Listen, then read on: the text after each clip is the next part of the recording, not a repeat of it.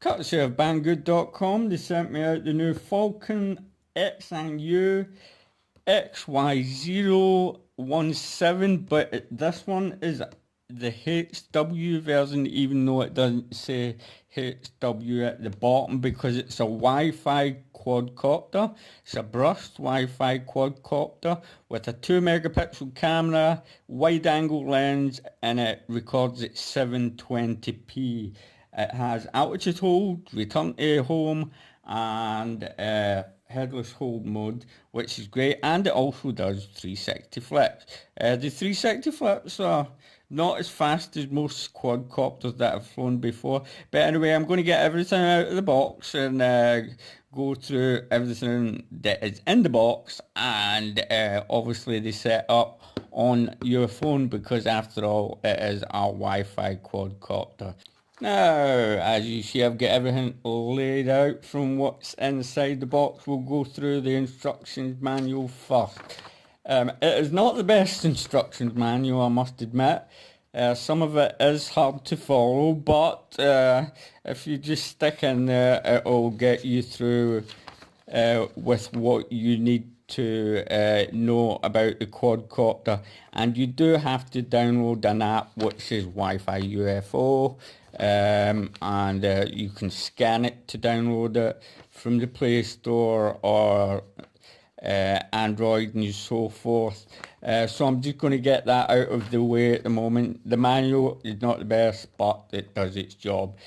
You have a spare set of propellers. They're just around 6 inches in length, so that's quite long.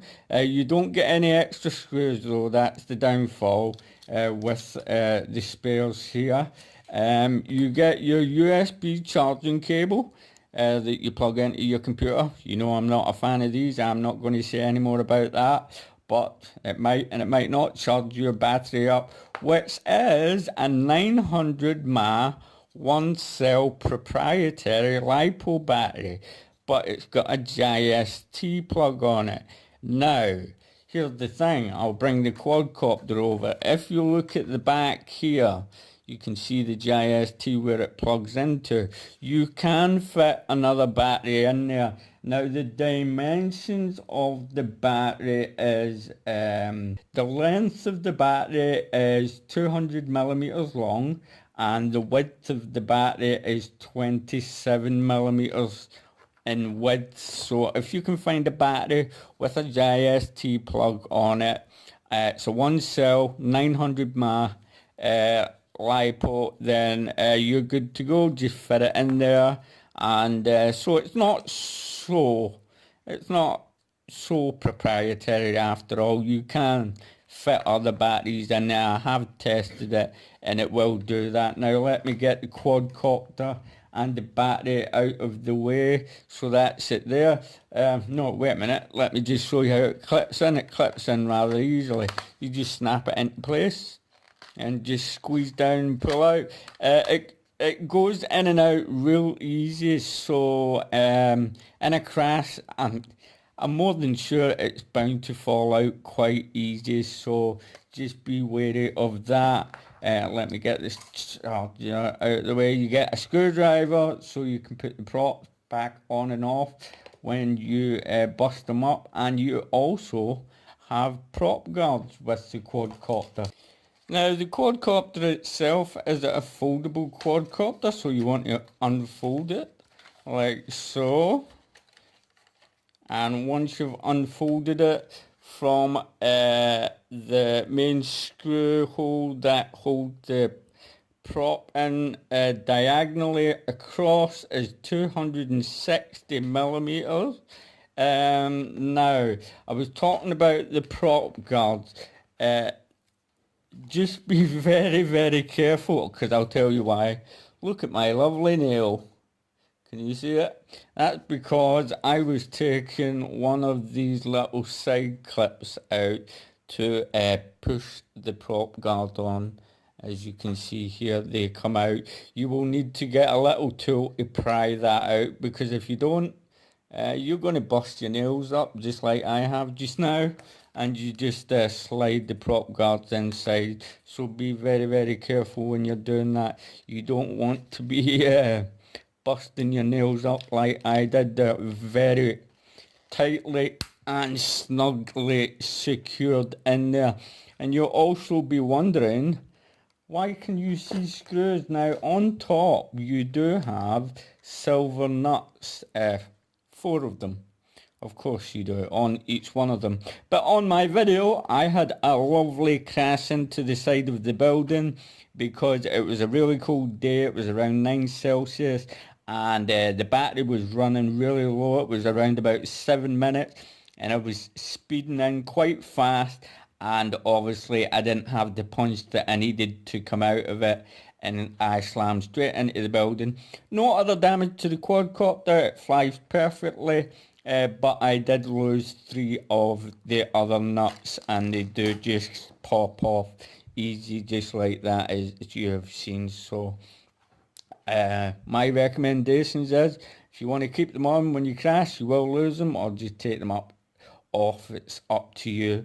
So let's get the prop guards out of the way and the quadcopter, because we have your transmitter. Now I like the look of this transmitter. This transmitter is really nice indeed. It takes 4 AAA batteries, which is quite good, and it has a phone holder, because obviously you want to clip your phone onto it because it's a Wi-Fi quadcopter, and it's quite simple to do. So you just pop it in at the back like so, and that's you. But the only problem is you don't get much of it's not very wide. If you've got a very wide phone, you won't be able to fit it in there. I think it's about 5.5 inches. Roughly, so there you go. It's very tight and snug there. The controls now, these are all your trim buttons. They're basically all labelled, all your trim buttons. That's your emergency stop button, just in case that you crash. You press and hold that button for 3 seconds. It will cut the motors off. And your on and off button, your return to home key, it does have automatic takeoff and automatic landing, your record button and your take a photo. Now these 2 buttons do not work because we have the same problem as we had with the Vizio. You have to use the app to record and take pictures. We'll go through that in a minute. And at the back here, if you can see, you have your flip switch, you have your headless hold mode, your rate button. You have 3 rates, and you can turn the lights on and off because it does have lights. Now it also has, underneath the quadcopter, if you have a look, an on and off button, and it does take an SD card. Now it's really difficult to get the SD card in and out of there. To record to your mobile phone, you need to take the SD card out, and if you want to record to the SD card, you need to put the SD card in, obviously. Now when the SD card is out, you will see a timer on your phone, and you'll know that it's recording to your mobile phone. And the folder you'll want to look for is not Wi-Fi UFO, but once you've plugged your phone into your computer, you want to look into, you'll see a folder called drone, and go into videos, and you'll find all the videos there. That's only if you're using the app, not the SD card, okay? And remember, these buttons do not work to record or take a picture. You have to run the app.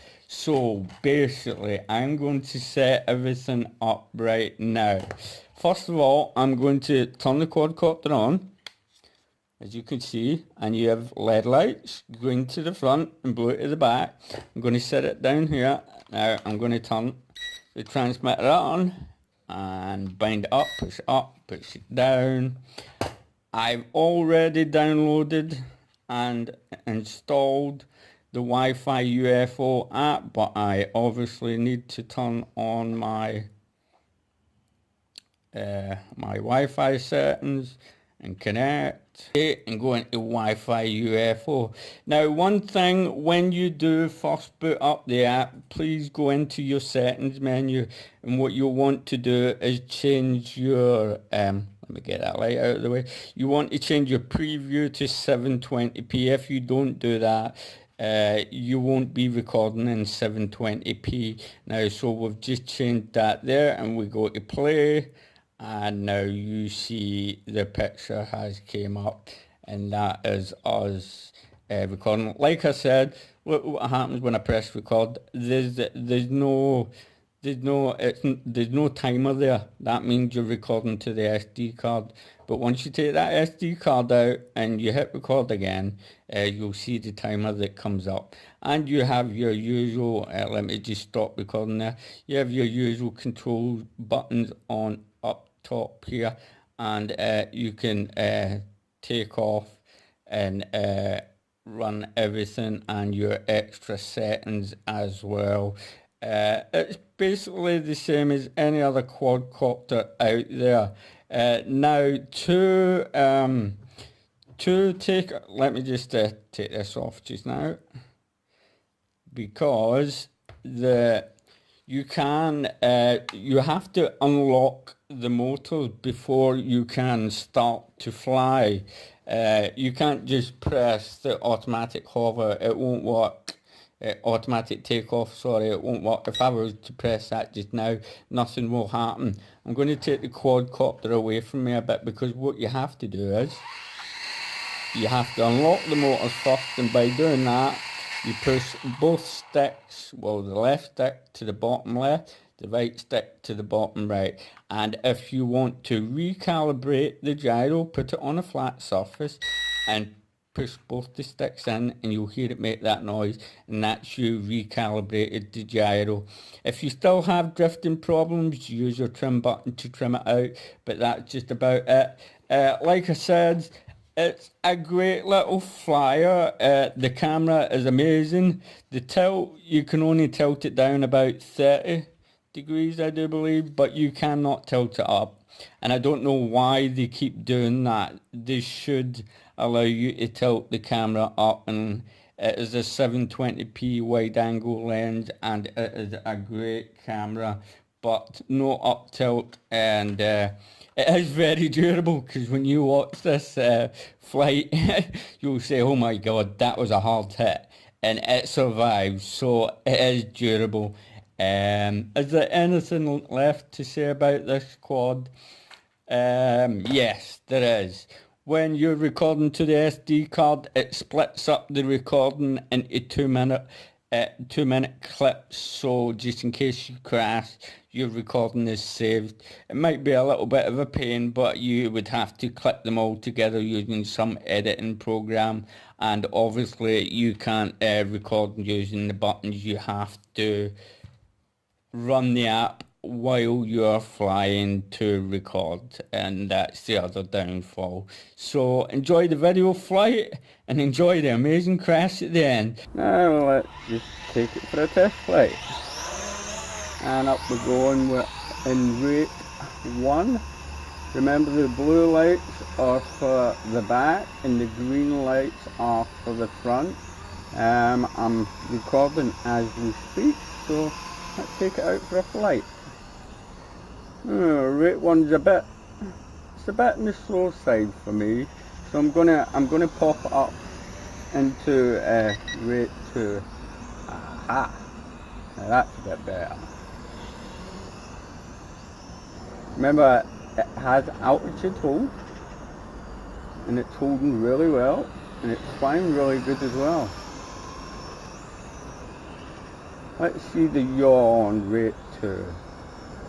And rate 3, a bit faster, and rate 1, and I'll put it back into rate 2 because there's a slight breeze out here today. As you can see, it's recording from the SD card, so it's recording in 720p.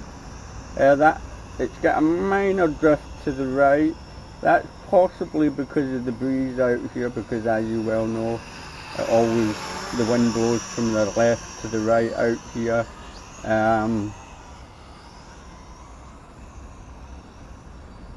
Yeah, I love the control. The transmitter is really nice. The wind keeps picking it up there, so I'm going to try and keep it as low as possible. Hello there.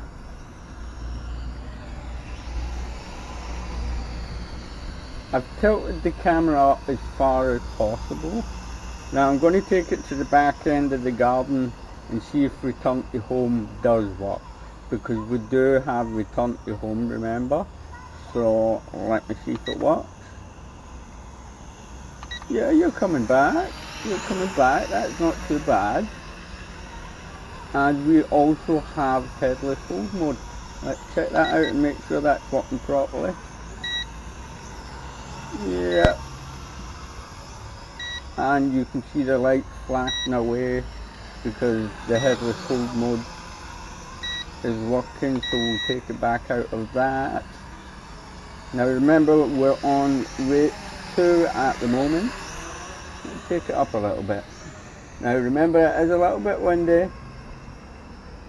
No, I've lost control of it, and is it going to come back? Yeah, and I've gained it again. I don't know what's going on here. That wasn't very far away, and the lights are flashing, and I don't know why.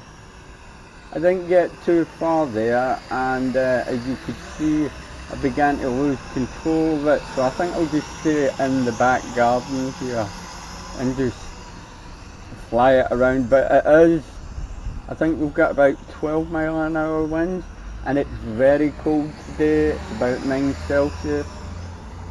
Really, really cold indeed. But apart from that, it's flying really great.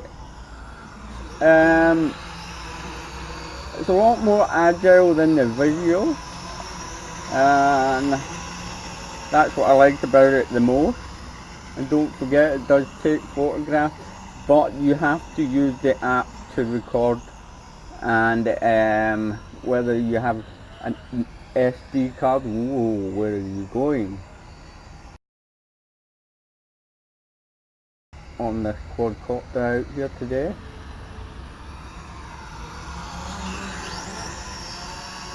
But it's a really nice quad to fly indeed. Now it does have a 360 flip. Let's bring it over and do a flip. And I do believe it's that button there, so we'll take it up and do a flip. Whoa, that gained quite a bit of altitude there, if you notice. So I'll bring it in the middle again. I'll push the button and do a flip. Yeah, that gains quite a bit of altitude before it takes into a flip. Nearly hit the wires there. So I'm in the middle, and I'll do it again and do a flip. No, didn't want to do a flip there. Let's try that again. Yeah, it gains, I'd say, about half a meter before it decides to go into a flip. That's quite a lot.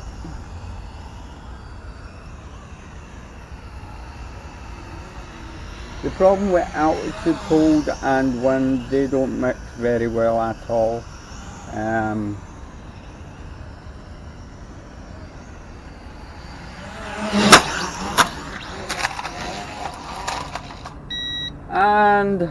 we have a crash.